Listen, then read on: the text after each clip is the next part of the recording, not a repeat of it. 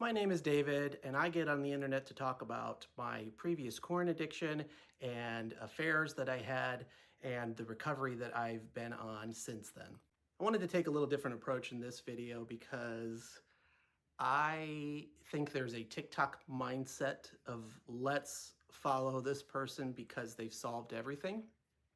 They are the expert in their area, and therefore I will follow Dave Ramsey because he knows how to save money and to build houses. I don't know if he builds houses. Mine feels different because I am telling you that there is a hopeful path by telling you the worst things I've done. I want to express that we're on a journey and there are breakthroughs in that journey, and that God has just really driven me to so many breakthroughs through the people around me. And I don't want to just sit here and say, I've obtained all this knowledge. I want to say, I am here because of the people around me, and let me help pull you up too. And I view my whole journey as God just putting one stone in front of my foot as I tenderly try to walk. It's similar to the story of Paul. I read so much about Paul and how, he is a man who persecuted and killed and arrested so many Christians and believers. And then all of a sudden he does this whole turnaround, shows up one day to these people and is like, hey, I believe in God now and I'm going to go preach him. What must they have thought? They were like, well, if you really felt this way, you should have been doing that from the beginning. But there is a transformative moment in so many instances in our lives that we are given a choice to say, you can go this path or you can go this path. And I want to try to help men have a choice, and this thing doesn't have to control you, and these things don't have to be your life. There is a better way. It just takes a lot of work.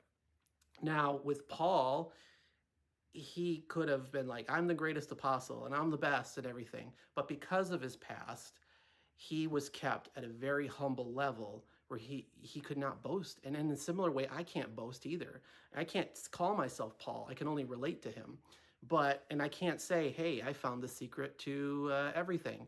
I can only share how many people came alongside me, from my wife giving into God's will and giving me a particular space to get things done, to the men that came alongside me. There's Bob, there's Kyle. There's so many men who shared their testimony of their own failures and their strengths and pointed me in the right direction. It reminds me of the missionary Hudson Taylor, who I'll paraphrase here a bit because I don't have it routinely memorized. But he basically said, God works through weak men because they have to reckon with him for their strength. And in doing that, they become strong men. And this may be difficult video for people who don't believe in God or are struggling with their faith and things of that nature.